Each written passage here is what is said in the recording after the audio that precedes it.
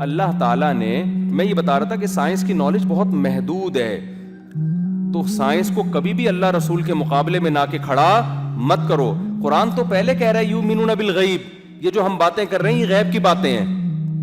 کیا مطلب؟ غیب کہتے ہیں جو ہمارے حواس سے ٹریس نہ ہو سکے, جو حواس میں آ ہی نہ سکیں, یعنی سائنس وہاں تک پہنچ ہی نہ سکے. اب سوال پیدا ہوتا ہے جب سائنس پہنچ نہیں سکتی تو ہم ان کو مانیں کیوں, ہم پھر یقین کیوں کریں؟ اگر ہوائی باتوں پہ ہم نے یقین کرنا ہے بغیر دلیل کے تو ہندو بھی تو ایک کانسیپٹ دیتے ہیں کہ 7 جنم ہوتے ہیں, ہو سکتا ہے وہ صحیح کہہ رہے ہوں. پھر کیا خیال ہے بھائی ہندو بھی کبھی تو ایک کانسیپٹ ہے نا کہ 7 جنم ہوتے ہیں, آپ مرتے ہو تو پھر آپ کی روح فلان میں چلی جاتی ہے, فلان میں چلی جاتی ہے. سکھوں کا الگ کانسیپٹ ہے, یہود عیسائی اور اسلام کا ایک ہی کانسیپٹ ہے اس بارے میں. تو خوب سمجھ لیں کہ جب آپ حواس کے ذریعے کوئی چیز معلوم نہیں کر سکتے تو نالج حاصل کرنے کا آپ کے پاس ایک طریقہ رہ جاتا ہے, وہ ہے خبر, نیوز. تو نیوز اگر دینے والا سچا آدمی ہے, اس کے سچے ہونے پر دلائل قائم ہو جائیں تو سائنسدان بھی اس کی بات کو مانتا ہے, حالانکہ سائنس اس کی پہنچ تک وہاں تک نہیں پہنچ سکتی, پھر بھی سائنسدان بھی مانے گا اس کو. تو ہم جو مانتے ہیں نا کہ موت کے بعد زندگی ہے, وہ پیغمبروں کے کہنے کی وجہ سے مانتے ہیں, اور پیغمبروں کی صداقت کے اور ان کے سچے ہونے کے دلائل کے انبار ہیں ہمارے پاس. تو پیغمبر جب تک کوئی بات نہیں کہے اس وقت تک ہم اس غیب پر یقین نہیں رکھتے. پیغمبر کہیں گے کہ تو ہم مانتے ہیں. کیوں؟ پیغمبر کے سچے ہونے کے دلائل اللہ نے ایک دلیل نہیں, وہ تو لائن انبار لگا دی ہیں ان کے سچے ہونے کے. ایک آدمی کے سچے ہونے کے 20 دلائل آپ کے پاس ہیں. وہ ایسی بات کر رہا ہے کہ جو تجربے میں نہیں آ رہی ہے, تجربے سے باہر ہے, تجربے کے خلاف نہیں ہے, تجربے کی پہنچ سے باہر ہے وہ, تو آپ اس کے سچا ہونے کی بیس پہ اس خبر کو مانتے ہو, آپ یقین کرنا پڑتا ہے آپ کو. اور پھر جھٹلانا یہ ہٹ دھرمی اور ضد کہلاتا ہے.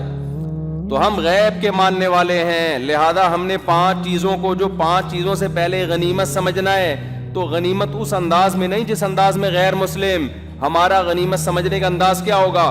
ہر وہ چیز جو آخرت میں رکاوٹ کا ذریعہ بن رہی ہے اس کو ہم نے سائڈ پہ لگانا ہے, اور ہر وہ کام جو آخرت میں ترقی کا ذریعہ بن رہا ہے اس کام کو ہم نے فوکس کرنا ہے, اس کو کرنے کی کوشش کرنی ہے. تو ہم ٹائم بچانے والے کہلائیں گے اللہ کی نظر میں. اب ایک آدمی کاروبار کر رہا ہے, رات کو 2-2 ڈھائی بجے, جیسے کاروباری لوگ کر رہے ہوتے ہیں, 2:30 بجے گھر آ رہے ہیں, 12 بجے تک سو رہے ہیں, پھر 12 بجے اٹھ کے چائے پی اور نکل گئے, پھر بزنس کیا, بزنس اور کروڑ ارب پتی بن گیا. ہو سکتا ہے اس کو ورک شاپس میں اس کو موٹیویشن اسپیکر اپنے پروگرام میں بلائیں کہ ماشاءاللہ اسٹرگل کے نتیجے میں آج یہ یہاں تک پہنچا ہے, یہ ٹائم. جناب آپ کی کامیابی کا راز کیا؟ وہ کہ جی میری کامیابی کا راز یہ کہ میں ٹائم ویسٹ نہیں کرتا, میں اٹھتا ہوں اور اٹھتے ہی چلا جاتا ہوں آفس, اور موبائل بند رکھتا ہوں 24 گھنٹے, اور اپنے کام کو فوکس, موبائل استعمال بھی اتنا ہی کرتا ہوں جتنا کاروبار میں مجھے استعمال کرنا پڑے. اور جناب ایسے میری زندگی, اور آج میں کروڑ روپے کا مالک ہوں. لیکن جب کسی مفتی سے پوچھو گے, عالم سے پوچھو گے, وہ کہے گا یہ اپنا ٹائم ویسٹ کر رہا ہے. کیوں؟ آخرت میں برباد. وجہ کیا ہے؟ کہ اس کی لائف سنت کے مطابق نہیں. ہمارے نبی سے زیادہ ویژن کس کا بڑا ہوگا بھائی؟ ہمارے نبی اپنے گھر والوں کو بھی وقت دیا کرتے تھے. ان لنفسک علیک حقا, فرمایا تمہاری جان کا بھی تم پر حق ہے, اپنی صحت کو بھی ٹائم دینا پڑے گا آپ کو. ایسے ایسے کماؤ پوت میں نے دیکھے ہیں, کولیسٹرول کے ڈبے بن چکے ہیں. وہ گھی کا ڈبہ دیکھا ہے آپ نے؟ گھی کا ڈبہ نظر آئے گا, دور سے چلتے ہوئے آ رہے ہیں, کروڑوں روپے کما لیے, نہ صحت کی طرف توجہ, نہ ورزش, نہ ایکسرسائز, نہ کھانے پینے پہ کنٹرول, نہ بیوی بچوں کی توجہ. بچے باغی ہو گئے, کمانے میں ایسے لگے ہوئے ہیں, بچے باغی ہو گئے باپ کے, کیونکہ بچپن میں باپ نے ان کو محبت ہی نہیں دی, ٹائم ہی نہیں دیا. بچہ دیکھو, جو بچے کو ٹائم دیتا ہے نا, بچہ اسی کو مانتا ہے. بچہ یہ ڈاکومنٹیشن کو نہیں مانتا. اب ڈاکومنٹس میں لکھا ہوا ہے یہ اماں ہے, لیکن پال پڑوسن رہی ہے اس کو, تو بچہ کس کی گود میں جائے گا؟ پڑوسن کی گود میں جائے گا. آپ اس کو بتائیں, یا بچے کو محبت دے رہا ہے ماموں فرض کر لو, ہر وقت اس کو گود میں اٹھاتے ہیں ماموں بچے کے, اور اس کو شاپنگ کرانے لے جاتے ہیں, پارک میں لے کے جاتے ہیں, ابا کے پاس ٹائم ہی نہیں ہے نا. اب جب ایک دن ماموں نے گود میں لیا اور ابا نے بھی پکارا تو بچہ گیا کس کی طرف, جائے گا کہاں, ماموں. اب آپ اس کو نادرا کا سرٹیفکیٹ دکھا رہے ہیں بچے کو, دیکھو ڈاکومنٹیشن میں بیٹا فادر میں لکھا ہوا ہوں, وسیم بن, میں وسیم, میں ستار, دیکھو بیٹا.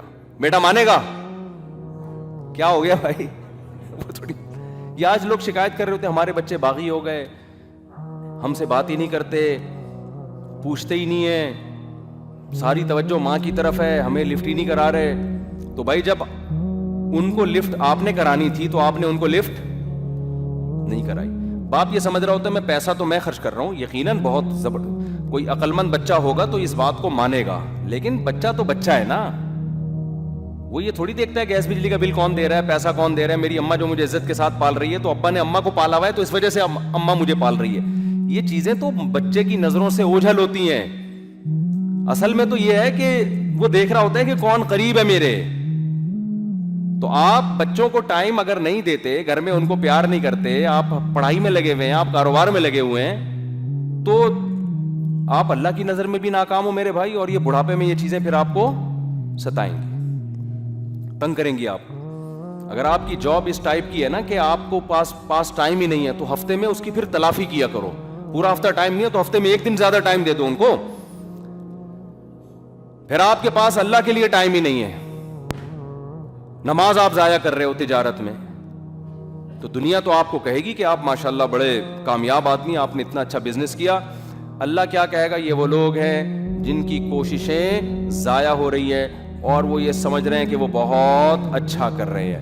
نماز قضا کر کے میرے بھائی اگر کروڑوں اربوں روپے بھی آ جائیں تو سمجھ لو کہ آپ قارون سے آپ کی مناسبت اور زیادہ پکی ہو گئی ہے.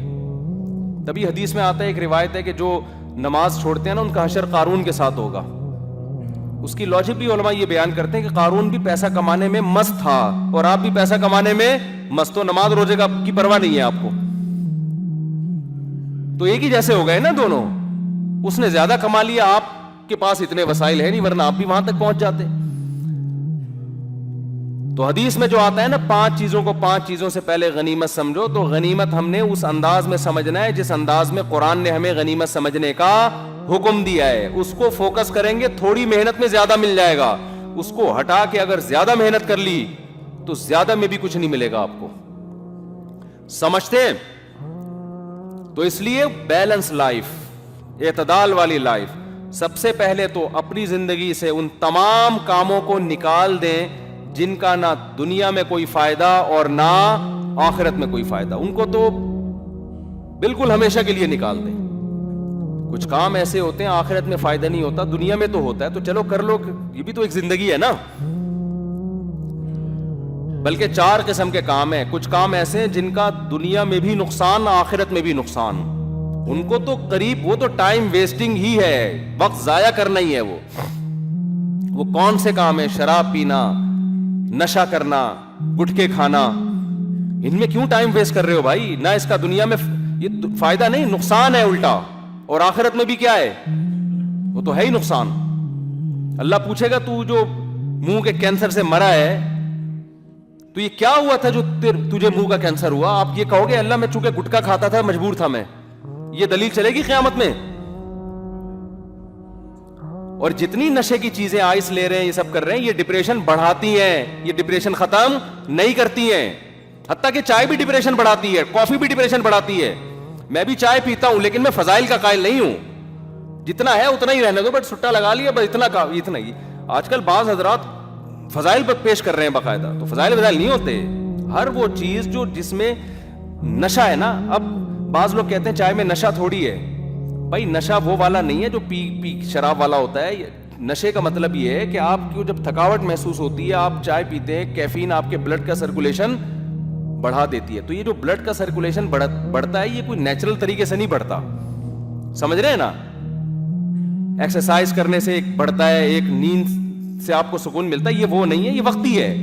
تبھی اس کی سب سے بڑی دلیل یہ ہے کہ جو پیتے ہیں ان کو پینے کی عادت ہو جاتی ہے. یہی اس کے غلط ہونے کی سب سے بڑی دلیل. جو نہیں پیتے وہ ویسے ہی فٹ فاٹ رہتے ہیں. پھر سوال پیتے کیوں ہیں, پھر کیا پیے آپ بتاؤ. تو ہم چائے نہ پیے تو کیا پیے؟ مطلب میرا یہ ہے کہ نقصان ہے، زیادہ نہیں ہے. ڈاکٹر لوگ کہتے ہیں کہ زیادہ نہیں ہے، تو ٹھیک ہے یار. شراب سے بچے ہوئے ہیں، چرس سے بچے ہوئے ہیں، ہیروئن سے بچے ہوئے ہیں، تو 2-3 چھٹے لگا لیے. پھر بھی کوئی یہ بھی نہ لگائے تو زیادہ اچھا ہے. اور ہم نے تو کئی بار چھوڑی ہے، پھر وہ شروع کیوں کر دی وہ میں بتا چکا ہوں کئی دفعہ کی. کیونکہ چائے نہ پیو تو پھر لوگ کچھ اور پلاتے ہیں، وہ زیادہ خطرناک ہو جاتا ہے. لسی لا کے اتنا بڑا لسی کا گلاس لا کے پلائیں گے، وہ کون ہضم کرے گا بھائی؟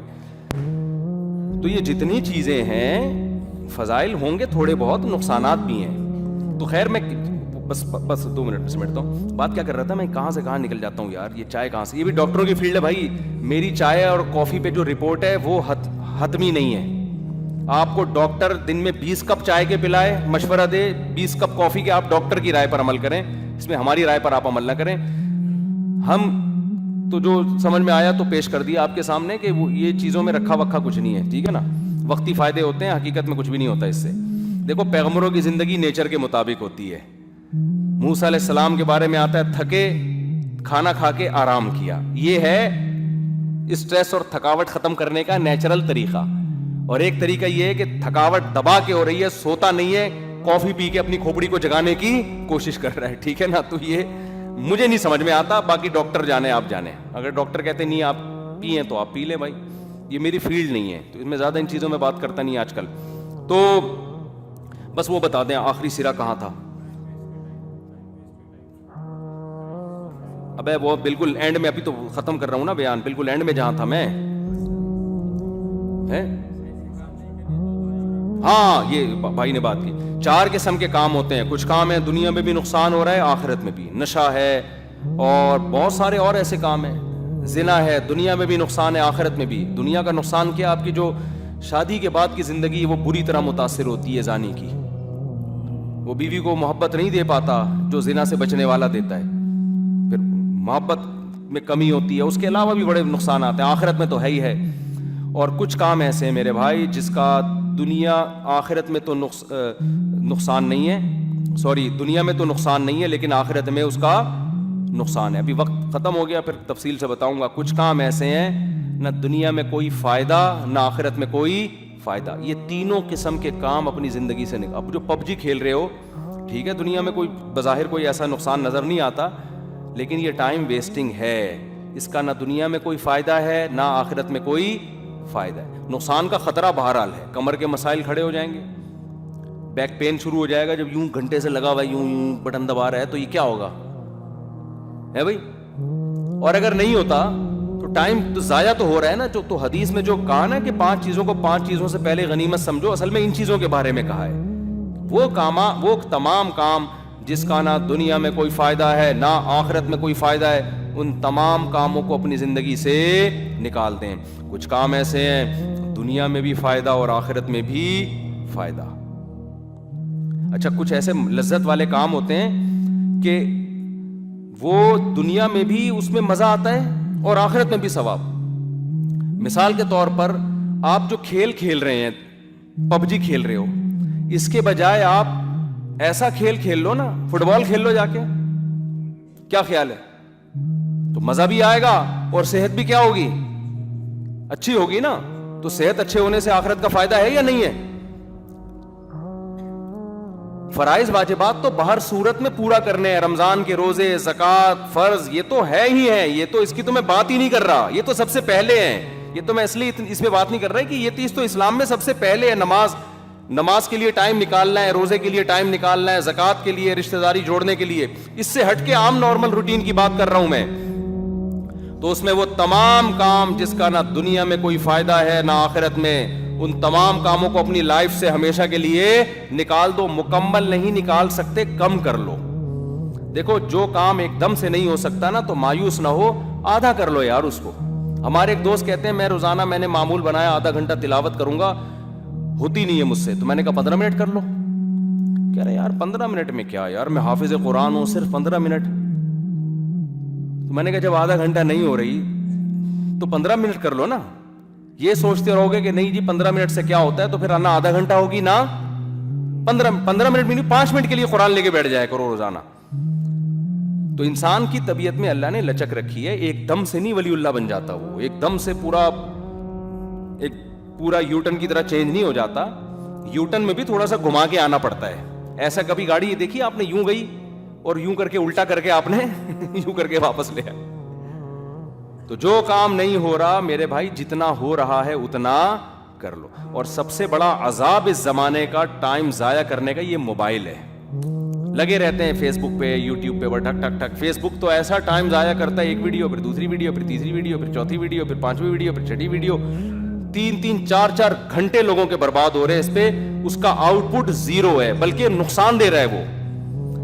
तो मोबाइल पे कंट्रोल करो, कंट्रोल. कितना टाइम इस्तेमाल करना है और कब इस्तेमाल करना है और किस काम के लिए इस्तेमाल करना है. और अगर आप चाहते हो कि नहीं जी हम कुछ थोड़ी देर तफरीह के लिए भी इस्तेमाल हो, तो उसका भी एक टाइम रख लो.